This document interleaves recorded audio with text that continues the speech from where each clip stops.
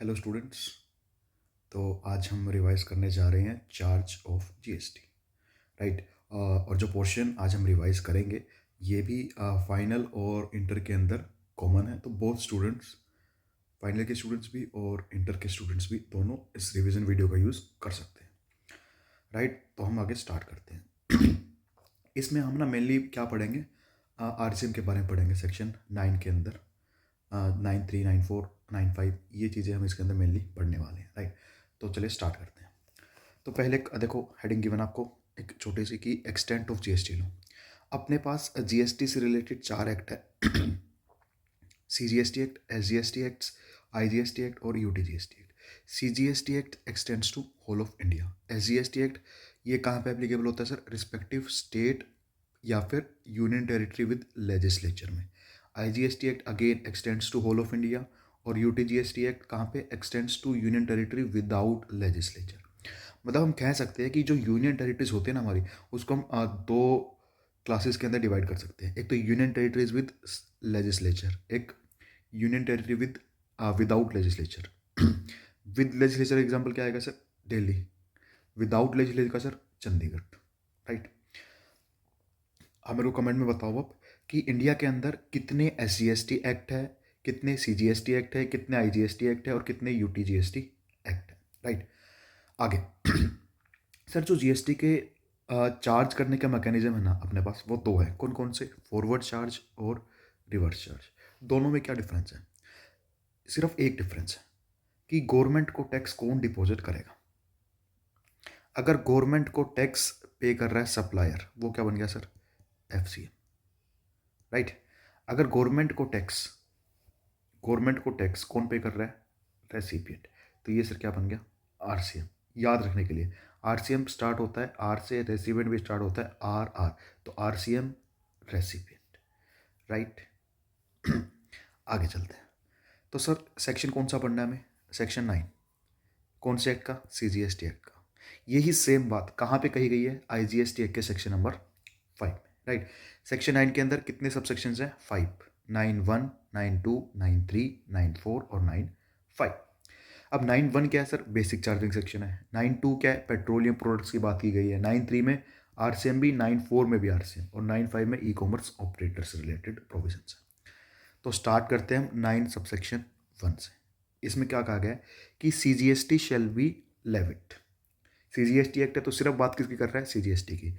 किस चीज़ पे? Intra state supplies पे। इंटर स्टेट कवर नहीं करा। क्यों नहीं करा? क्योंकि सर इंटर स्टेट की बात कहाँ पे की गई होगी? Section number 5 of IGST act के अंदर बात की गई होगी। तो यहाँ पे हमने बात की सिर्फ इंट्रा स्टेट सप्लाईज की। Except supply of alcoholic liquor for human consumption. Sir इस पे तो जीएसटी आएगा ही नहीं, right. On value determined under section 15। Sir GST किस वैल्यू पे लगता है? जो हमने सेक्शन 15 के अंदर कैलकुलेट करी है। At such rates not exceeding 20%। मतलब कि सर सीजीएसटी का रेट मैक्सिमम कितना हो सकता है? 20%। ध्यान रखना ये सिर्फ सीजीएसटी का रेट है, इतना ही एसजीएसटी का होगा। तो 20 CGST plus 20 SGST, total GST का रेट मैक्सिमम कितना हो सकता है? 40%। ऐसे ही आईजीएसटी का मैक्सिमम कितना पाएगा? 40%, right. And shall be paid by taxable person. Taxable person क्या होता है सर? टैक्सेबल पर्सन में दो पर्सन इंक्लूड आते हैं, या तो जिसने रजिस्ट्रेशन ले रखा है या फिर रजिस्ट्रेशन नहीं ले रखा लेकिन वो क्या है sir? Liable to be registered. तो या तो आपने रजिस्ट्रेशन ले लिया, ठीक है, और या वो लाइबल टू बी रजिस्टर्ड था, तो वो दोनों ही पर्सन क्या बन जाएंगे? Taxable person. कमेंट्स में मेरे को बताओ क्या वॉलेंट्री रजिस्ट्रेशन वाला पर्सन भी टैक्सेबल पर्सन होता है या नहीं होता, राइट। आगे देखिए सर 9 सबसेक्शन 2। पेट्रोलियम प्रोडक्ट्स की बात की है। किन प्रोडक्ट की बात की है यहाँ पे? Petroleum crude, high speed diesel, motor spirit, natural gas, aviation turbine fuel. Motor spirit का दूसरा नाम क्या है सर? Petrol, correct. सर इन प्रोडक्ट्स पे अभी जीएसटी लगता, इन पे जीएसटी कब से लगेगा? Shall be levied with effect from date notified by government on the recommendation of GST council, right. ये हो गया सर 9(1), 9(2). अब सर 9(3) और 9(4) ये दोनों सर रिवर्स चार्ज के हैं। सर जो ये 9(1) की हमने बात की थी ना, ये सर फॉरवर्ड चार्ज को ध्यान में रखते हुए बनाया गया था। अब 9(3) और 9(4) है सर आरसीएम के। डिफरेंस क्या है, 9(3) के अंदर स्पेसिफाइड कैटेगरी ऑफ सर्विसेज या फिर गुड्स बता रखा है अपने को कि इन्हीं केसेस के अंदर क्या लगेगा सर, आरसीएम, चाहे सप्लायर रेसिपिएंट रजिस्टर्ड हो या फिर अनरजिस्टर्ड हो, उससे कोई फर्क नहीं पड़ता, सिर्फ स्पेसिफाइड कैटेगरी ऑफ गुड्स और सर्विस है उनके ऊपर हमेशा क्या लगेगा, आरसीएम। लेकिन 9(4) के अंदर देखो सर, स्पेसिफाइड कैटेगरी भी होनी चाहिए, सप्लायर क्या होना चाहिए, अनरजिस्टर्ड, और रेसिपेंट क्या होना चाहिए, रजिस्टर्ड। जब ये तीनों कंडीशंस फुलफिल होगी तो ही 9(4) के अकॉर्डिंग क्या लग पाएगा, आरसीएम। सपोज सप्लाई तो स्पेसिफाइड कैटेगरी वाली है, लेकिन सप्लायर अगर रजिस्टर्ड हो गया तो आरसीएम नहीं लगेगा, अगर रेसिपिएंट अनरजिस्टर्ड हो गया तो भी आरसीएम नहीं लगेगा। ठीक है, तो 9(3) के अंदर मेनली जो मेरा काम आएगा वो है 9(3). अब 9(3) में जो स्पेसिफाइड सप्लाईज है ना, वो सर गुड्स की भी है और सर्विसेज के भी। अच्छी बात क्या है कि जो गुड्स की सप्लाईज है वो इंटर में रेलेवेंट नहीं है, फाइनल के अंदर आती है, लेकिन सर्विसेज की जो है वो इंटर में भी है और फाइनल में भी है, राइट। तो अब हम सर्विसेज के साथ जो आरसीएम की सप्लाईज है वो सारी स्टार्ट करेंगे, और इस चैप्टर के अंदर आपको बिल्कुल अगर क्लैरिटी जो थी वो एकदम बिल्कुल क्रिस्टल क्लियर हो जाएंगे आपके सारे कंसेप्ट्स, चार्ट से इन कंसेप्ट्स को हम यहाँ पे देखेंगे, और जो एग्जम्पशंस के भी रेलेवेंट पॉइंट्स है वो भी हम यहीं पे कवर कर लेंगे आरसीएम की लिस्ट के अंदर, राइट। तो चलिए स्टार्ट करते हैं। Supply of services taxable under reverse charge mechanism. देखिए सर, सबसे पहला क्या है सर, सप्लाई ऑफ सर्विसेज किसने सप्लाई की है, goods transport agency, in respect of transportation of goods by road. तो सर हम बात करते हैं, अगर हम गुड्स का ट्रांसपोर्ट कर रहे हैं बाय रोड, 3 मोड्स हमारे पास हो सकते हैं, GTA, courier agency, others. Sir GTA और कोरियर एजेंसी को छोड़ के किसी और से हमने गुड्स ट्रांसपोर्टेशन की सर्विस ली बाय रोड, वो क्या होगी सर, एक्शन। अगर सर कोरियर एजेंसी ली तो सर कोरियर एजेंसी से गुड्स ट्रांसपोर्टेशन की सर्विस ली, वो क्या होगी सर, टैक्सेबल, और वो भी आरसीएम में, मतलब कोरियर एजेंसी के केस में आरसीएम नहीं लगता, यहाँ पे टैक्सेबल होगा अंडर एफसीएम। अब सर जीटीए, अब हमने जीटीए से गुड्स ट्रांसपोर्टेशन की सर्विसेज ली है। जीटीए सर होता क्या, a person who is issuing consignment note. तो जीटीए सप्लायर है, और वो कौन सा सप्लायर, जो कंसाइनमेंट नोट इशू करे। अगर वो कंसाइनमेंट नोट इशू नहीं करता तो उसको हम जीटीए नहीं बोलेंगे, ठीक है सर। सर जीटीए के केस में रेसिपेंट कौन होगा, ये देखो यहाँ पे डेफिनेशन दे रखी है, recipient means person who page the freight, जो किराया या फिर भाड़ा पे कर रहा है उसको हम क्या बोल देंगे, रेसिपेंट, राइट।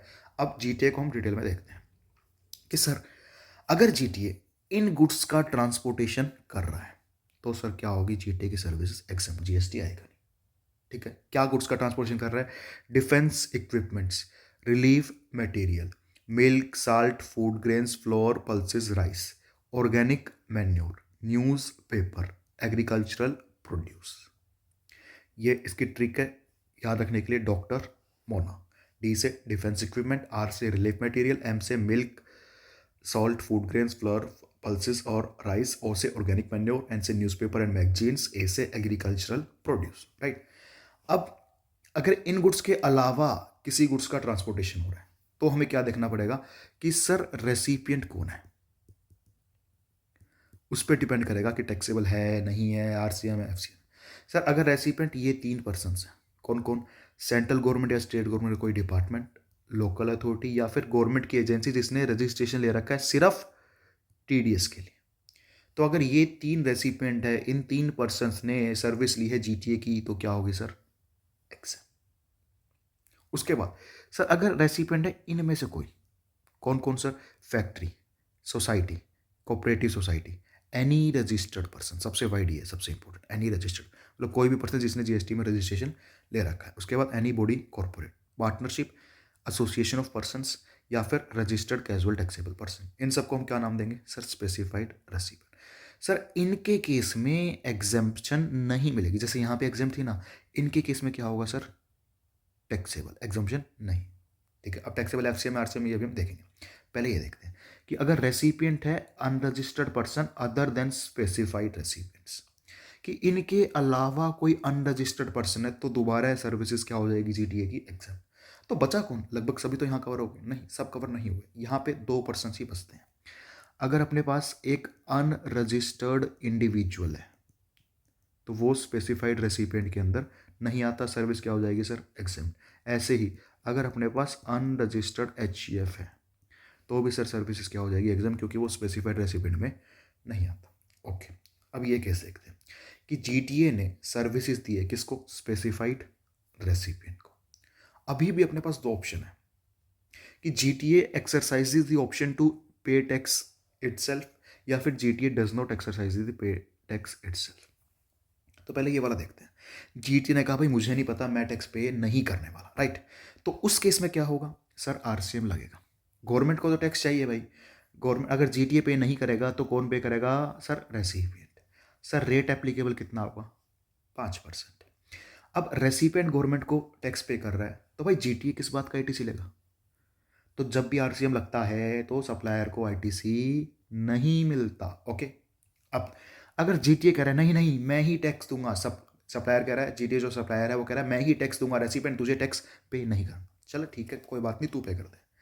लेकिन उसके अंदर फिर दो ऑप्शन है, दोनों में एफसीएम तो लग ही रहा है। एक में टैक्स रेट है 12%, एक में टैक्स रेट है 5%। तो गवर्नमेंट कहती है भाई या तो आप 12% रेट से टैक्स पे कर दो, लेकिन उस केस में आपको आईटीसी का बेनिफिट मिल जाएगा, या फिर आप 5% से पे कर दो लेकिन यहां पे आईटीसी का बेनिफिट नहीं मिलेगा, राइट। तो याद क्या रखना है, अगर जीटीए के केस में स्पेसिफाइड रेसिपिएंट है तो दो ऑप्शंस हो सकते हैं कि जीटीए ने ऑप्शन एक्सरसाइज करा है या फिर नहीं करा। अगर जीटीए ने टैक्स पे करने का ऑप्शन एक्सरसाइज नहीं करा तो आरसीएम लगेगा, टैक्स का रेट 5%, रेसिपिएंट को टैक्स पे करना है गवर्नमेंट को और जीटीए को आईटीसी का बेनिफिट नहीं मिलेगा। अगर जीटीए ने ऑप्शन एक्सरसाइज करा है टू पे टैक्स तो फर्दर उसके पास दो ऑप्शन है, या तो 12% या फिर 5%। 12% में उसको आईटीसी मिल जाएगा, 5% में उसको आईटीसी नहीं मिलेगा। और खास बात क्या है भाई, इन तीनों में से कोई भी केस देख लो आप, अल्टीमेटली टैक्स को पे कर कौन रहा है, रेसिपिएंट। बस चेंज क्या चीज हो रही है कि गवर्नमेंट को कौन डिपॉजिट कर रहा है, लेकिन टैक्स किसकी जेब से जाएगा सर, रेसिपिएंट। ये तो सर करेक्टरिस्टिक होती है ना इनडायरेक्ट टैक्स की, कि टैक्स हमेशा फाइनल कंज्यूमर की जेब से जाएगा, करेक्ट।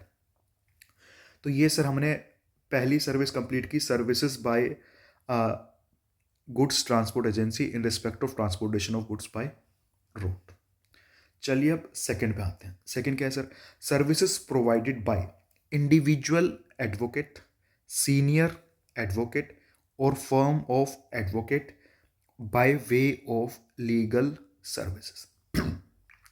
सर इंडिविजुअल एडवोकेट और सीनियर एडवोकेट में क्या डिफरेंस होता है, तो जो एसीए और एफसीए में डिफरेंस है ना, समझने के लिए, जैसे एसीए और एफसीए है ऐसे ही इंडिविजुअल एडवोकेट और सीनियर एडवोकेट, ठीक है। चलो कमेंट सेक्शन में मेरे को ये और बताओ कि एडवोकेट और लॉयर के अंदर क्या डिफरेंस है, एडवोकेट और लॉयर के अंदर क्या डिफरेंस है, ओके। तो चलिए आगे देखते हैं आप।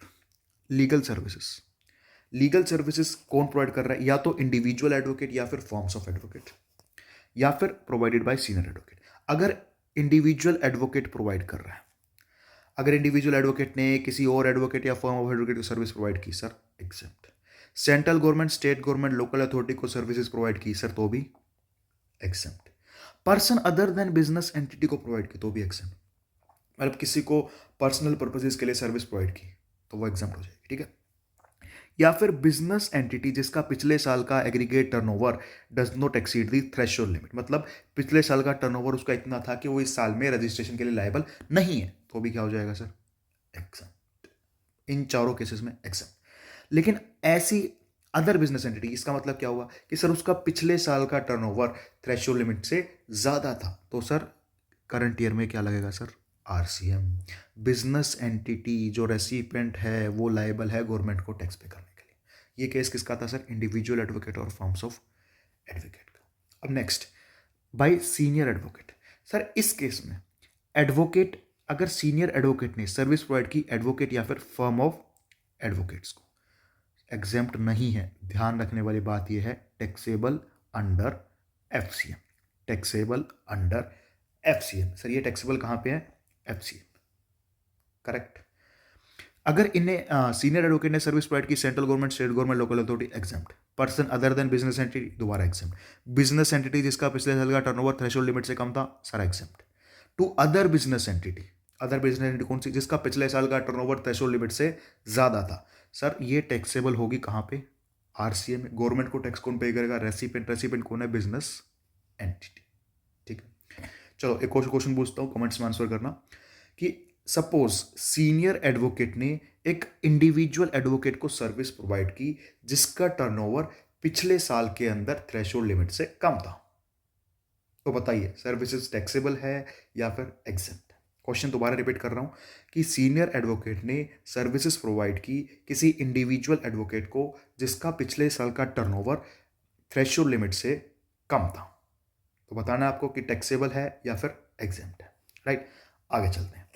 तो सर आगे वाला भी लगभग सिमिलर है, services provided bye arbitral tribunal. तो ये टैक्सेबल है एग्जेम्प्ट है, ये आप देखते हैं।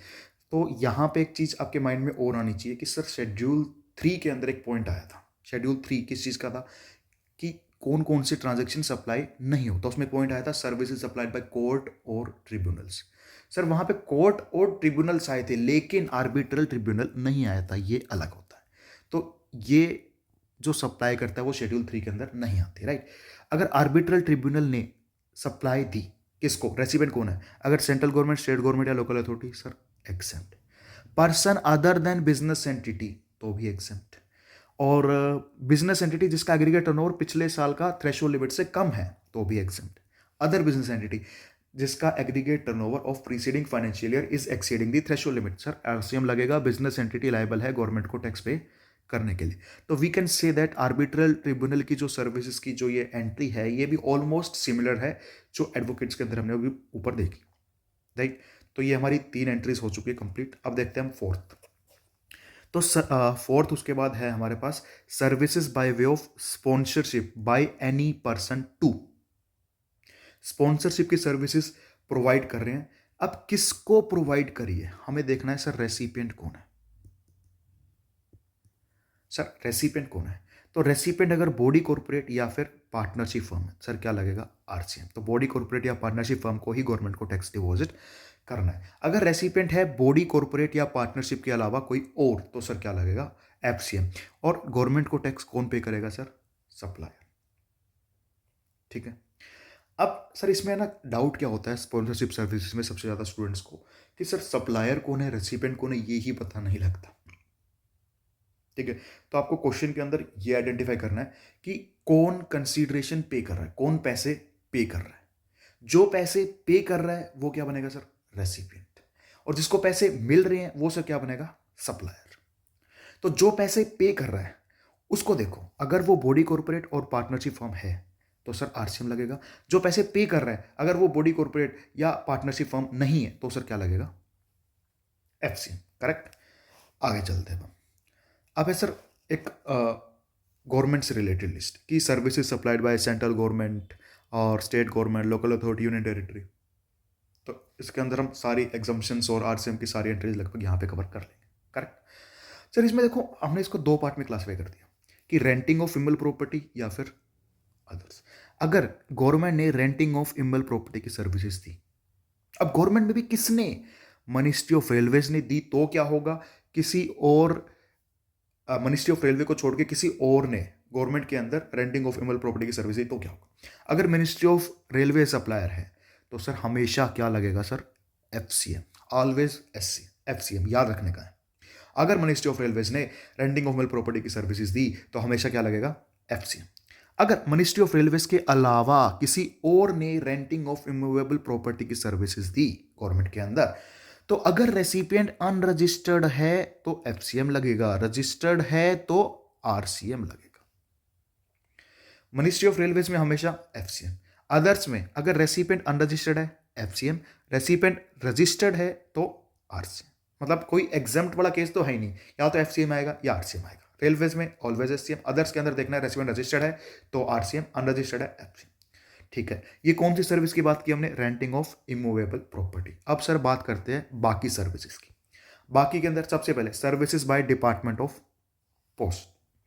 सर ये वाली सर्विसेज एग्जेम्प्ट है, इसके अलावा जो है सर टैक्सेबल अंडर हमेशा एफसीएम।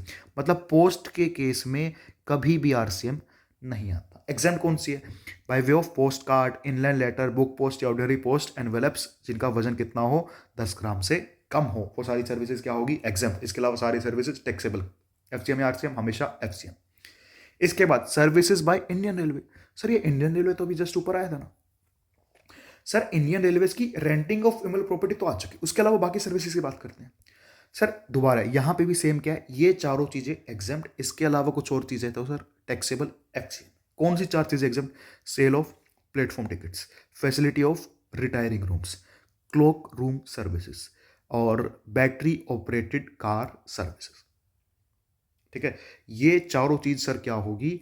एग्जाम्प्ट होगी। और अदर्स क्या होगा? टैक्सेबल। ये क्लॉक रूम पता क्या होता है? ये होता है सर लॉकर रूम। ठीक है, अदर्स क्या होगा सर? Taxable under FCM. मतलब मैं अगर रेलवे से टिकट खरीदता हूं तो उस पर टैक्स लगेगा, तो आरसीएम में लगेगा या फिर एफसीएम में? Sir FCM. ऑब्वियस ही बात है। अब मैं ये थोड़ी ना करूंगा कि मैं एक टिकट खरीदूंगा, मैं रेसिपेंट हूं, मैं गवर्नमेंट को टैक्स पे करने जाऊंगा, पॉसिबल ही नहीं है। तो इसलिए हमेशा क्या लगेगा सर? एफसीएम। आगे, services in relation to aircraft या वेसल, हमेशा एफसीएम। ट्रांसपोर्टेशन ऑफ गुड्स या पैसेंजर की सर्विसेज, सर एफसीएम। अदर्स, कि इन चारों के अलावा कोई और सर्विस है, अगर recipient other than business entity है, सर एग्जाम्प्ट हो जाएगी। रेसिपिएंट बिजनेस एंटिटी है तो उसका क्या देखना है? पिछले साल का टर्नओवर थ्रेशोल्ड लिमिट से कम है, एग्जाम्प्ट। पिछले साल का टर्नओवर थ्रेशोल्ड लिमिट से ज्यादा है, टैक्सेबल अंडर आरसीएम, राइट। अब एक चीज देखो, जहां पे भी स्टार लगा हुआ है, कहां कहां पे? एक तो मिनिस्ट्री ऑफ रेलवेज ने जो सर्विसेज दी है, एक यहां पे स्टार लगा है, एक यहां पे स्टार लगा है, और एक ये यहां पे। ठीक है, इन सब केस के लिए कि अगर consideration for such service does not exceed 5000, तो ये क्या हो जाएगी? एग्जाम। बाकी ये पॉइंट इतना रेलेवेंट बनता नहीं है, लेकिन फिर भी ध्यान रखना है कि कंसिडरेशन 5000 से ज़्यादा ना हो तो एग्जाम्प्ट हो जाएगी। लेकिन जहां जहां पे स्टार लगा हुआ ना, वहां वहां पे कहाँ कहाँ स्टार लगा है कि सर अदर सर्विसेज के अंदर जब रेसिपेंट बिजनेस एंटिटी है और उसका टर्नओवर थ्रेशोल्ड लिमिट से ज़्यादा है, वहां पे स्टार लगा है। और एक रेंटिंग ऑफ इमेल प्रॉपर्टी के अंदर हर एक केस में। ठीक है, तो अब ये मत सोचना कि पोस्ट की सर्विसेज है और 5000 से कम कंसीडरेशन तो एग्जाम, वो टैक्सेबल होगी क्योंकि वहां पे ये स्टार मैंने नहीं लगाया। करेक्ट। तो ये हमने गवर्नमेंट से रिलेटेड सर्विसेज कवर कर ली। अब इसके बाद देखिए नेक्स्ट, रेंटिंग ऑफ प्रॉपर्टीज। और इसमें देखिए ये जो ग्रीन कलर में है ना, ये अमेंडमेंट है। This amendment is relevant from May 25 attempt and onwards. ध्यान रखने का है, मैं बोल रहा हूं कि मे 25 अटेम्प्ट एंड ऑनवर्ड्स। आगे, तो रेंटिंग ऑफ प्रॉपर्टीज की बात करते हैं। सर किस टाइप की प्रॉपर्टी है? रेसिडेंशियल प्रॉपर्टी है या फिर कॉमर्शियल प्रॉपर्टी है? तो पहले बात करते हैं रेसिडेंशियल प्रॉपर्टी की। ठीक है, हमने रेसिडेंशियल प्रॉपर्टी किसी को किराए पे दिया, किस पर्पस के लिए दिया? कि सर वो उस घर के अंदर स्टे करेगा क्या? रेसिडेंशियल यूज है क्या, या फिर कॉमर्शियल यूज है? अगर रेसिडेंशियल प्रॉपर्टी हमने किसी को किराए पे दी रेसिडेंशियल यूज के लिए, अगर रेसिपेंट अनरजिस्टर्ड है, तो सर एग्जेम्प्ट। बहुत ही इंपॉर्टेंट एंट्री है, क्वेश्चंस के अंदर इसका इंपैक्ट आता है, कई एंट्रीज आ जाती है एग्जाम में। ठीक है, उसके बाद देखिए सर, रेंट रेसिडेंशियल प्रॉपर्टी किराए पे दी, यूज भी रेसिडेंशियल है, लेकिन जो रेसिपिएंट है ना, वो क्या है? रजिस्टर्ड। ठीक है, तो इसमें फर्दर दो केसेस, क्या वो रजिस्टर्ड पर्सन एक प्रोप्राइटर है और उसने प्रॉपर्टी रेंट पे ली है खुद की पर्सनल कैपेसिटी में for use as his own residence, तो अगेन एग्जेम्प्ट। इसका एग्जांपल देता हूं। ठीक है, कि सपोज मैं एक प्रोप्राइटर हूं और मैंने अपने बिजनेस के लिए जीएसटी का रजिस्ट्रेशन ले रखा है, मैं क्या बन गया सर? Registered person. अब मैं किसी पर्सन से एक प्रॉपर्टी किराए पे लेता हूं खुद के रहने के लिए। अब देखो मैं क्या हूं? मैं सर एक रेसिपेंट हूं, मैं रजिस्टर्ड पर्सन हूं, मैं प्रोप्राइटर भी हूं, और मैं प्रॉपर्टी किराए पे ले रहा हूं अपनी पर्सनल कैपेसिटी में for use as my own residence, तो उस केस में जीएसटी नहीं आएगा, वो क्या रहेगा सर?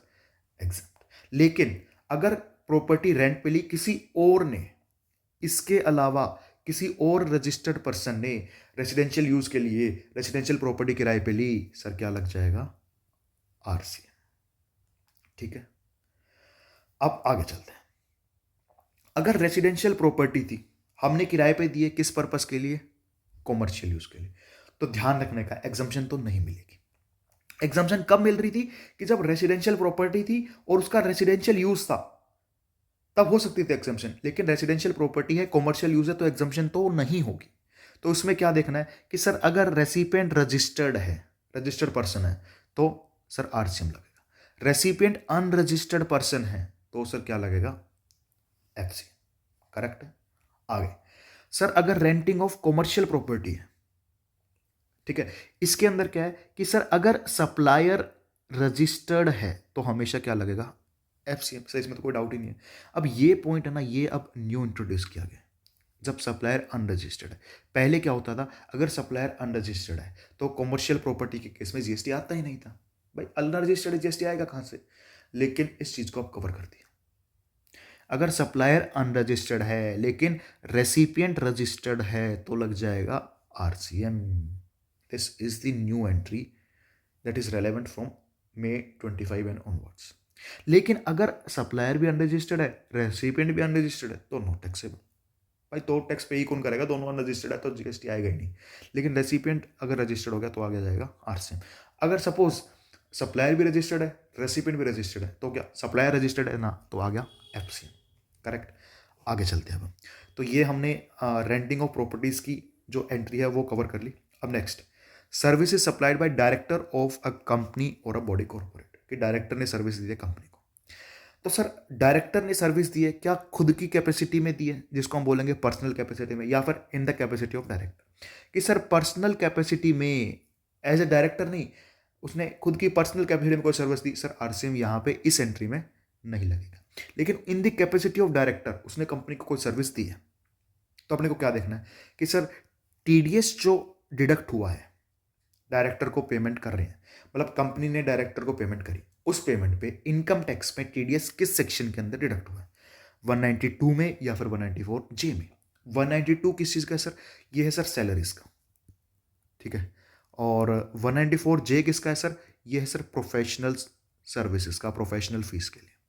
सर अगर 192 में टीडीएस डिडक्ट हुआ है मतलब वो सैलरी है, वो सर शेड्यूल 3 के अंदर आ गया, वो तो सर्विस ही या फिर सप्लाई ही नहीं होगी, तो जीएसटी या एफसीएम आरसीएम की तो बात ही कर, मतलब बात ही नहीं करनी ना जीएसटी या एफसीएम आरसीएम, क्योंकि वो तो शेड्यूल 3 के अंदर आके वो सप्लाई के स्कोप से ही बाहर चला गया। लेकिन अगर टीडीएस डिडक्ट हो रहा है 194 जे में तो मतलब आरसीएम लग जाएगा। आरसीएम लग गया, गवर्नमेंट को टैक्स कौन पे करेगा? रेसिपेंट। रेसिपेंट कौन है सर? कंपनी। कंपनी ही गवर्नमेंट को टैक्स पे करेगी जो पेमेंट डायरेक्टर को हुई है। और टीडीएस कहाँ डिडक्ट हुआ है? सेक्शन 194 जे, राइट। तो अब हम नेक्स्ट एंट्री पे चलते हैं जो कि है services supplied by insurance agent. अगर इंश्योरेंस एजेंट ने सर्विस दी इंश्योरेंस कंपनी को तो आरसीएम लग जाएगा। इंश्योरेंस कंपनी जो कि रेसिपिएंट है वो गवर्नमेंट को टैक्स पे करेगी, राइट। नेक्स्ट है रिकवरी एजेंट ने सर्विसेज दी बैंकिंग कंपनी, फाइनेंशियल इंस्टीट्यूशन या फिर एनबीएफसी को, तो भी आरसीएम लग जाएगा। जो बैंकिंग कंपनी, फाइनेंशियल इंस्टीट्यूशन या फिर एनबीएफसी है वो गवर्नमेंट को टैक्स पे करेगी because they are recipient, right. Next, services supplied by music composer या फिर फोटोग्राफर या फिर आर्टिस्ट, इन्होंने इन तीनों ने सर्विसेज दी किसको है? म्यूजिक कंपनी या फिर प्रोड्यूसर को, ठीक है। तो आरसीएम लग जाएगा। जो रेसिपेंट है कौन है? म्यूजिक कंपनी या फिर प्रोड्यूसर, ये गवर्नमेंट को टैक्स पे करेगी, ठीक है। उसके बाद ऑथर ने सर्विसेज दी है किसको? पब्लिशर को, ठीक है। तो ऑथर क्या होगा सर? सप्लायर। पब्लिशर क्या होगा? रेसिपेंट। पब्लिशर जो है ऑथर को क्या पे करेगा सर बदले में? रॉयल्टी। तो सर अब जीएसटी इसके अंदर सर दो केसेस पॉसिबल है। ऑथर कह सकता है कि भाई गवर्नमेंट को टैक्स मैं पे करना चाहता हूं, मैं सप्लायर हूं। Author chooses to pay tax under FC, तो उस केस में उसको क्या करना पड़ेगा सर? जीएसटी में रजिस्ट्रेशन लेना पड़ेगा, एक डिक्लेरेशन फाइल करनी पड़ेगी। और जो डिक्लेरेशन है 1 साल तक वो विड्रॉ नहीं कर पाएगा जिस दिन उसने ऑप्शन एक्सरसाइज करा। और यही डिक्लेरेशन उसको इनवॉइस में भी करनी पड़ेगी। क्या डिक्लेरेशन? कि भाई मैं ऑथर हूं, मैं सप्लायर हूं और मैं टैक्स पे करूंगा, एफसीएम में आरसीएम एप्लीकेबल नहीं है, ठीक है। अगर उसने ये ऑप्शन एक्सरसाइज नहीं करा, मतलब ऑथर बोला कि मुझे एफसीएम में टैक्स पे नहीं करना, मेरे को जीएसटी का झंझट चाहिए ही नहीं, तो जो पब्लिशर है, रेसिपिएंट है, उसको क्या करना पड़ेगा सर? उसको ही टैक्स पे करना पड़ेगा। आरसीएम लग जाएगा, पब्लिशर ही गवर्नमेंट को टैक्स पे करेगा। अब ध्यान रखना, ये जो option to pay tax under FCM है ये ऑथर के केस में था, लेकिन ये म्यूजिक कंपोजर, फोटोग्राफर और आर्टिस्ट के केस में नहीं था ये ऑप्शन। इसमें हमेशा ही क्या लगेगा सर? आरसीएम। यहाँ पे एफसीएम और आरसीएम दोनों पॉसिबिलिटी है। और ध्यान रहे, जो लास्ट एंट्री हमने देखी इसके अंदर भी ओरिजिनल वर्क से रिलेटेड सर्विसेज कवर थी और यहाँ पे भी ओरिजिनल वर्क से रिलेटेड सर्विस कवर है, राइट। आगे नेक्स्ट पॉइंट हम देखते हैं, services by members of overseeing committee to RBI. Overseeing committee के मेंबर्स सर क्या होंगे? सप्लायर। ये आरबीआई क्या होगी सर? यहाँ पे रेसिपिएंट। गवर्नमेंट को टैक्स कौन पे करेगा सर? आरबीआई, जो कि रेसिपिएंट है। RBI to pay tax to government, right. Next, supply of services by DSA, direct selling agent. किसको सर्विसेज दी है? बैंकिंग कंपनी या फिर एनबीएफसी को। तो सर हमें क्या देखना है इसमें? अपने को देखना है कि सर ये डीएसए कौन था? डीएसए कौन है सर? सप्लायर, ठीक है। तो ये सप्लायर है कौन? अगर सप्लायर इंडिविजुअल है तो आरसीएम लगेगा। अगर सप्लायर बॉडी कॉर्पोरेट या पार्टनरशिप फर्म या एलएलपी है तो एफसीएम लगेगा, ठीक है। सप्लायर अगर इंडिविजुअल है तो आरसीएम लगेगा। सप्लायर अगर body corporate, partnership firm, LLP है तो एफसीएम लगेगा। ध्यान रखने का ये, यहाँ पे रेसिपिएंट की बात नहीं कर रहे, हम बात कर रहे हैं सप्लायर कौन है। सप्लायर इंडिविजुअल है, आरसीएम। सप्लायर इंडिविजुअल नहीं है, सप्लायर कौन है? बॉडी कॉर्पोरेट, पार्टनरशिप, एलएलपी, तो एफसीएम लगेगा, ठीक है।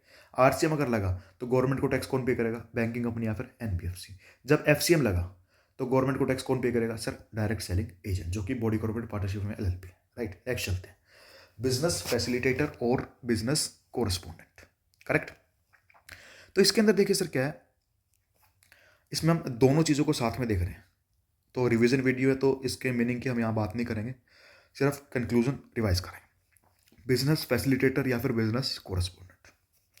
देखिए, अगर रूरल एरिया की ब्रांच से रिलेटेड सर्विसेज है, ये वाली सॉरी, रूरल एरिया की ब्रांच से रिलेटेड सर्विसेज है, तो सब कुछ ही एग्जाम्प्ट हो जाएगा, कुछ भी टैक्सेबल नहीं, ना एफसीएम ना आरसीएम। क्वेश्चन में अगर आ गया रूरल एरिया की ब्रांच है तो business correspondent, business facilitator, agent of business facilitator, agent of business correspondent, सबकी सर्विसेज एग्जाम्प्ट, करेक्ट। लेकिन अगर अर्बन एरिया ब्रांच है, अर्बन एरिया ब्रांच है, तो इसके अंदर देखिए, तो यहाँ पे क्या? Urban area branch, business facilitator, agent of business facilitator.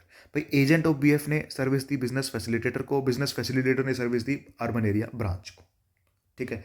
तो देखिए, जो एजेंट ने सर्विसेज दी बीएफ को, ये टैक्सेबल है सर एफसीए में। मतलब गवर्नमेंट को टैक्स कौन पे करेगा? Agent of business facilitator. और उसके बाद बिजनेस फैसिलिटेटर ने जो सर्विस दी किसको? अर्बन ब्रांच को, टैक्सेबल है अंडर आरसीएम। गवर्नमेंट को टैक्स पे कौन करेगा? Urban area branch. ऐसे ही बिजनेस फैसिलिटेटर के बाद बिजनेस कोरेस्पोंडेंट की बात करें, अगर एजेंट ऑफ बिजनेस कोरेस्पोंडेंट ने सर्विसेज दी किसको? बिजनेस कोरेस्पोंडेंट को, सर टैक्सेबल कहाँ पे है? आरसीएम, ठीक है। अगर बिजनेस कोरेस्पोंडेंट ने सर्विसेज किसको दी? अर्बन एरिया ब्रांच को, टैक्सेबल है एफसीएम। मतलब इस अगर हम कंक्लूजन देखें ना, तो अगर अर्बन एरिया वाली ब्रांच है ना, तो बिजनेस फैसिलिटेटर को कभी भी टैक्स पे नहीं करना, ठीक है। या तो अर्बन एरिया ब्रांच पे कर रहा है या फिर एजेंट ऑफ बिजनेस फैसिलिटेटर। लेकिन अगर बिजनेस कोरेस्पोंडेंट सर्विस दे रहा है, ठीक है, तो इसमें देखो बिजनेस कोरेस्पोंडेंट सर्विस दे रहा है, टैक्स एफसीए में लगेगा, बिजनेस कोरेस्पोंडेंट को पे करना है। अगर agent of business correspondent service किसको दे रहा है? बिजनेस कोरेस्पोंडेंट को, अब क्या लग रहा है? आरसीएम टैक्स कौन पे करेगा? Business correspondent. मतलब बिजनेस फैसिलिटेटर को गवर्नमेंट को टैक्स डिपॉजिट कभी नहीं करना पड़ता, लेकिन बिजनेस कोरेस्पोंडेंट को हमेशा खुद ही गवर्नमेंट को टैक्स डिपॉजिट करना पड़ता है, ठीक है। सिंपली याद क्या रखना है, अगर क्वेश्चन में आ जाए रूरल एरिया ब्रांच तो सब कुछ एग्जाम्प्ट, बिजनेस फैसिलिटेटर उसका एजेंट, बिजनेस कोरेस्पोंडेंट उसका एजेंट। लेकिन क्वेश्चन में कहा गया अर्बन एरिया ब्रांच, तो इस तरीके से याद रखना है कि कुछ भी हो, बिजनेस फैसिलिटेटर कभी भी टैक्स पे नहीं करेगा और बिजनेस कोरेस्पोंडेंट को हमेशा टैक्स पे करना पड़ेगा, ठीक है। आगे आगे आता है अपने पास सिक्योरिटी सर्विसेज, और इसमें सिक्योरिटी के अंदर भी हर एक टाइप की सिक्योरिटी सर्विस कवर नहीं है, सिर्फ securities provided by supply of security personal, ठीक है। सर पहले देखेंगे सप्लायर कौन है, प्रोवाइडेड बाय। अगर बॉडी कॉर्पोरेट ने प्रोवाइड किया सर एफसीएम लगेगा, आगे देखने की नीड नहीं है। अगर प्रोवाइड करी है any person other than body corporate ने, सर आरसीएम लग सकता है, ठीक है। बॉडी कॉर्पोरेट तो आरसीएम नहीं लगेगा, other than body corporate RCM लग सकता है। 2, किसको प्रोवाइड किया? अगर रेसिपेंट अनरजिस्टर्ड पर्सन है, recipient department of central government, state government, union territory है, रेसिपेंट जो है लोकल अथॉरिटी है, या फिर ऐसी गवर्नमेंट एजेंसी जिसने रजिस्ट्रेशन ले रखा है सिर्फ टीडीएस के लिए, या फिर person registered under composition scheme. अगर रेसिपिएंट इनके अंदर से कोई है तो सर एफसीएम लगेगा। इसके अलावा कोई और नॉर्मल रजिस्टर्ड पर्सन है तो क्या होगा सर? आरसीएम। तो अब कंक्लूजन क्या है? आरसीएम लगेगा कब? कि सिक्योरिटी की सर्विसेज प्रोवाइड की any person other than body corporate to registered person, तो सर क्या लग जाएगा? आरसीएम। गवर्नमेंट को टैक्स कौन पे करेगा? सर रेसिपिएंट, जो कि ये रजिस्टर्ड पर्सन है, करेक्ट है। नेक्स्ट एंट्री पे चलते हैं। नेक्स्ट क्या है sir? Renting of motor vehicle से रिलेटेड, तो services provided by any person other than body corporate to body corporate. मतलब सप्लायर कौन होना चाहिए?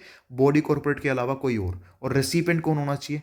Body corporate. सर्विसेज है किस चीज़ की? Renting of motor vehicle design to carry passengers, मतलब डिजाइन टू कैरी गुड्स की बात यहाँ पे नहीं हुई। और cost of fuel is included in the consideration charge. अगर कॉस्ट ऑफ फ्यूल अलग है तो रिवर्स चार्ज के अंदर ये एंट्री नहीं आएगी। ठीक है सर, अभी भी इसमें ना दो ऑप्शन है अपने पास, सिमिलर टू जीटीए लेकिन बिल्कुल एग्जैक्टली सेम नहीं।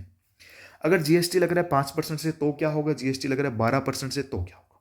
देखिए, अगर जीएसटी पे करना है 12% से, टैक्स हमेशा क्या लगेगा? एफसीएम में। सप्लायर को आईटीसी मिल जाएगा और सप्लायर ही गवर्नमेंट को टैक्स पे करेगा। अगर जीएसटी लग रहा है 5% से तो आईटीसी तो मिलता नहीं। ये हमने जीटीए में भी देखा था कि अगर 5% है तो आईटीसी नहीं मिलता। तो 5% से अगर टैक्स पे हो रहा है तो आईटीसी नहीं मिलता, प्लस आरसीएम लगेगा अगर supplier other than body corporate and recipient body corporate है। ध्यान रखना यहाँ पे क्या एंड, और इसके अलावा कोई भी और केस है कि सप्लायर या तो सप्लायर बॉडी कॉर्पोरेट हो गया, ठीक है, या फिर recipient other than body corporate हो गया, उसमें सर क्या लग जाएगा? एफसीएम। और 12% में हमेशा ही एफसीएम। ये केस कौन सा था sir? Renting of motor vehicle का। ठीक है, अब आगे चलते हैं। नेक्स्ट जो लास्ट इसके अंदर हमारे पास एंट्री आती है वो है sir services of lending of securities by lender to borrower. ठीक है, तो लैंडर और बोरोवर क्या है कि भाई लैंडर जिसके पास शेयर्स है, बोरोवर जिसको एक बार शेयर्स की नीड है। तो ये फ्लो देखिए सर इस डायग्राम से। लैंडर जो कि owner of securities, approved intermediary इसको मान लीजिए एक एजेंट या फिर एक ब्रोकर, तो जिसको इन रेट अपने काम के लिए बदले में क्या मिलेगा? ब्रोकरेज या फिर कमीशन। और एक है बोरोवर। तो लैंडर सिक्योरिटीज किसको देगा सर? ब्रोकर को। ब्रोकर सिक्योरिटीज किसको प्रोवाइड कर देगा? बोरोवर को। ठीक है, अब फ्री में तो लैंडर कोई सिक्योरिटीज देगा नहीं, इसको बदले में क्या मिलेगा? Lending fees. तो बोरोवर लैंडिंग फीस किसको देगा? इंटरमीडियरी को, और इंटरमीडियरी लैंडिंग फीस किसको दे देगा? लैंडर को। तो इसमें 3 पॉइंट्स ध्यान रखने हैं कि सर पहली बात कि सिक्योरिटीज के परचेज और सेल पे तो कभी भी जीएसटी नहीं आता, क्योंकि जो सिक्योरिटीज है वो ना तो गुड्स होते ना ही सर्विसेज होते। ठीक है, दूसरी बात कि जो सिक्योरिटीज लैंड हम कर रहे हैं इसके बदले जो लैंडिंग फीस चार्ज हो रही है इस पे जीएसटी आएगा। और यही चीज कहां पे कवर्ड है सर? आरसीएम में। अब ध्यान दो कि जो सिक्योरिटीज को लैंड करना, तो इसमें सप्लायर कौन हुआ? लैंडर या फिर बोरोवर। सिंपल सी बात, जिसको पैसे मिल रहे हैं वो सप्लायर, जो पैसे पे कर रहा है रेसिपिएंट। देखो लैंडिंग फीस पे कौन कर रहा है? बोरोवर, मतलब बोरोवर क्या हो गया? रेसिपिएंट। लैंडिंग फीस मिल किसको रही है? लैंडर को, मतलब ये लैंडर क्या हो गया सर? सप्लायर। ठीक है, तो आरसीएम लगेगा, मतलब लैंडिंग फीस के ऊपर आरसीएम लगेगा, मतलब गवर्नमेंट को टैक्स कौन पे करेगा? रेसिपिएंट। रेसिपिएंट कौन है सर? बोरोवर। बोरोवर ही गवर्नमेंट को टैक्स पे करेगा। राइट, आगे थर्ड पॉइंट कि सर ये ब्रोकरेज कमीशन है क्या, इसके ऊपर जीएसटी आएगा? हाँ, ब्रोकरेज कमीशन पे जीएसटी आएगा, लेकिन ये आरसीएम में कवर नहीं है। ये सर इसके ऊपर आएगा टैक्स एफसीएम में, मतलब गवर्नमेंट को टैक्स कौन पे करेगा? Sir supplier. सप्लायर ब्रोकरेज या कमीशन के केस में सप्लायर कौन होगा? अप्रूव्ड इंटरमीडियरी, ये ही गवर्नमेंट को टैक्स पे करेगा। तो ये हमने एंट्री देखी, services of lending of securities by lender to borrower. And जो लैंडिंग फीस के ऊपर आरसीएम लगेगा कौन पे करेगा? गवर्नमेंट को, बोरोवर। ब्रोकरेज कमीशन पे टैक्स जो लगेगा उसको गवर्नमेंट को कौन पे करेगा सर? एफसीएम के अंदर अप्रूव्ड इंटरमीडियरी। तो ये हमारी आरसीएम की लिस्ट कंप्लीट हो गई है। अब हमें रिवाइज करना है सेक्शन 9 सबसेक्शन 5, ई कॉमर्स ऑपरेटर से रिलेटेड। राइट, तो ई कॉमर्स ऑपरेटर क्या होता है सर? ये मान लीजिए जो सर्विसेज हम ऑनलाइन सप्लाई कर रहे हैं, ठीक है, तो उनकी यहाँ पे बात की जा रही है। तो liability to pay tax on E commerce operator in case of notified supplies. देखो फ्लो क्या होता है, एक सप्लायर होता है, ई कॉमर्स ऑपरेटर है, और एक रेसिपिएंट है। सप्लायर रजिस्टर्ड भी हो सकता है, अनरजिस्टर्ड भी। एग्जाम्पल, सपोज मैं एक रेसिपिएंट हूँ, मैं जोमेटो या स्विगी के थ्रू किसी रेस्टोरेंट से फूड ऑर्डर करता हूँ, तो मैं खुद क्या हो गया? रेसिपिएंट। जोमेटो या स्विगी को क्या बोलेंगे सर? ई कॉमर्स ऑपरेटर। जो रेस्टोरेंट है वो क्या है सर? सप्लायर। जो रेस्टोरेंट है वो जीएसटी में रजिस्टर्ड भी हो सकता है, अनरजिस्टर्ड भी हो सकता है। राइट, तो सबसे पहले हम बात करते हैं सर हाउस कीपिंग सर्विसेज की। इसमें ई कॉमर्स ऑपरेटर के एग्जांपल मैंने दे रखे अर्बन क्लैप और क्विकर सर्विसेज। तो हाउस कीपिंग सर्विसेज में अगर सप्लायर अनरजिस्टर्ड है तो e commerce operator is liable to pay tax to government. अगर हाउस कीपिंग सर्विसेज में सप्लायर रजिस्टर्ड हो गया तो supplier is liable to pay tax to government. ठीक है, तो हाउस कीपिंग सर्विसेज में देखना क्या पड़ेगा? सप्लायर रजिस्टर्ड है तो सप्लायर पे करेगा, सप्लायर अनरजिस्टर्ड है तो ई कॉमर्स ऑपरेटर पे करेगा। राइट, आगे अकोमोडेशन सर्विसेज, इसमें हम एग्जांपल ओयो। यहाँ पे भी देखिए सर, अगर सप्लायर रजिस्टर्ड है तो supplier is liable to pay tax to government, अगर सप्लायर अनरजिस्टर्ड है तो e commerce operator is liable to pay tax to government. मतलब हाउसकीपिंग और अकोमोडेशन के अंदर गवर्नमेंट को टैक्स मिलेगा। अगर सप्लायर रजिस्टर्ड है तो सप्लायर पे करेगा, अगर सप्लायर अनरजिस्टर्ड है तो ई कॉमर्स ऑपरेटर पे करेगा, right. Next, transport of passengers by any type of motor vehicle, Ola Uber की हम यहाँ पे बात कर रहे हैं। सर अगर सप्लायर अनरजिस्टर्ड है तो कौन पे करेगा? ई कॉमर्स ऑपरेटर। लेकिन खास बात, सप्लायर अगर रजिस्टर्ड हो गया तो भी गवर्नमेंट को टैक्स कौन पे करेगा? ई कॉमर्स ऑपरेटर। मतलब पहले दो जो पढ़े थे उससे अलग है। इसमें चाहे सप्लायर रजिस्टर्ड हो या फिर अनरजिस्टर्ड, गवर्नमेंट को टैक्स हमेशा कौन पे करेगा? ई कॉमर्स ऑपरेटर, राइट। खास एक चीज याद कर रखनी है कि अगर ट्रांसपोर्टेशन हो रहा है किसमें? ओमनीबस में, और सप्लायर कौन है? कंपनी। और ई कॉमर्स ऑपरेटर के थ्रू सर्विसेज गई है। दोबारा है कि ट्रांसपोर्टेशन हो रहा है ओमनी बस में, सप्लायर कौन है? कंपनी। उस केस में सप्लायर गवर्नमेंट को टैक्स पे करेगा। यहाँ पे एक केस है ई कॉमर्स ऑपरेटर को टैक्स पे नहीं करने का। हर एक केस में इसके अलावा ई कॉमर्स ऑपरेटर टैक्स पे करेगा। सिर्फ इस केस के अंदर कौन पे करेगा? सप्लायर, ठीक है। अब fourth, restaurant services, example Swiggy, Zomato. Sir अगर सप्लायर अनरजिस्टर्ड है तो ई कॉमर्स ऑपरेटर पे करेगा, सप्लायर रजिस्टर्ड है तो भी ई कॉमर्स ऑपरेटर। तो कह सकते हैं somewhat similar to transportation of passengers. भाई सप्लायर चाहे रजिस्टर्ड हो या अनरजिस्टर्ड, गवर्नमेंट को टैक्स कौन पे करेगा? हमेशा ई कॉमर्स ऑपरेटर। लेकिन अगर सप्लायर कौन है?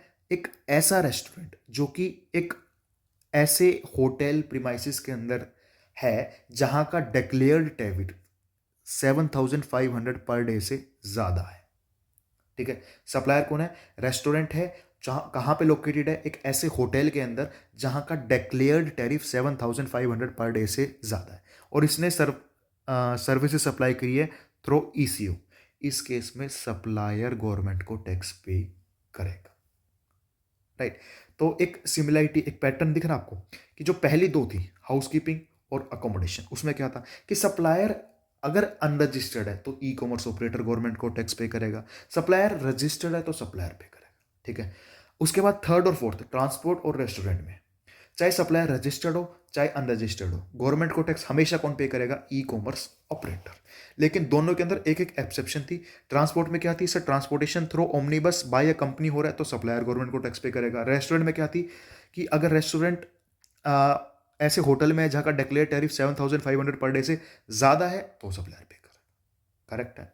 आगे देखिए सर, जो ये नोटिफाइड सप्लाईज है ना, इन्हीं के अंदर ई कॉमर्स ऑपरेटर की लायबिलिटी है गवर्नमेंट को टैक्स पे करने के लिए। इनके अलावा कोई और सप्लाई ऑफ सर्विसेज हो रही है, इन अदर केसेस सप्लायर को ही गवर्नमेंट को टैक्स पे करना है। ई कॉमर्स ऑपरेटर की गवर्नमेंट को टैक्स पे करने की लायबिलिटी नहीं है, राइट। आगे, when e commerce operator is liable to pay tax on above services they are not required to deduct TCS. मतलब जो टीसीएस होता है ना सेक्शन 52 के अंदर और जो 95 के अंदर ई कॉमर्स ऑपरेटर की लायबिलिटी है, वो म्यूचुअली एक्सक्लूसिव है। मतलब अगर ई कॉमर्स ऑपरेटर को गवर्नमेंट को टैक्स पे करना पड़ता है 9 सबसेक्शन 5 के अंदर, तो उसे टीसीएस कलेक्ट नहीं करना सेक्शन 52 वाला। और अगर सेक्शन 52 में टीसीएस सेलेक्ट करना पड़ता हो तो उसे 95 के अंदर गवर्नमेंट को टैक्स पे नहीं करना, राइट। आगे, every e commerce operator who is liable to pay GST या फिर who is liable to deduct TCS या collect TCS is compulsorily required to get registered under GST. जिस भी ई कॉमर्स ऑपरेटर को 95 के अंदर गवर्नमेंट को टैक्स पे करना पड़ जाए या फिर टीसीएस कलेक्ट करना पड़ जाए, उसको जीएसटी के अंदर कंपल्सरी रजिस्ट्रेशन लेना पड़ेगा, राइट। एक चीज़ हमारी ये बचती है कि हु विल फाइनली पे tax when e commerce operator is liable. भाई अगर वो ई कॉमर्स ऑपरेटर खुद लोकेटेड है टैक्सेबल टेरिटरी में तो कौन पे करेगा? सर वो खुद पे करेगा। अगर वो इंडिया में है तो वो खुद पे करेगा। अगर वो इंडिया में नहीं है, e commerce operator does not have any physical presence in the taxable territory, तो उस केस में पर्सन लायबल कौन होगा? A person represented the E commerce operator. तो अगर वो खुद है तो वो खुद पे करेगा, अगर वो नहीं है तो उसका रिप्रेजेंटेटिव पे करेगा। वो खुद भी नहीं है और उसका रिप्रेजेंटेटिव भी नहीं है, तो भाई ऐसे कैसे काम चलेगा? You have to appoint someone. तो person liable to pay tax कौन होगा? Person appointed by e commerce operator for purpose of paying tax. या तो खुद पे करे, खुद नहीं है तो उसका रिप्रेजेंटेटिव, अगर रिप्रेजेंटेटिव भी नहीं है तो किसी और को अपॉइंट करना पड़ेगा टैक्स की पेमेंट के लिए। इसके बाद ये 2-3 टॉपिक्स आप मॉड्यूल से देख सकते हो, उतने रेलेवेंट नहीं। तो इसके साथ हमने सेक्शन नंबर 9 जो है वो कंप्लीटली रिवाइज़ कर लिया है। इसके बाद आप इनके क्वेश्चंस की प्रैक्टिस कर सकते हो और ईज़िली आप उन क्वेश्चंस को सॉल्व कर पाओगे। So have a good day and thank you all.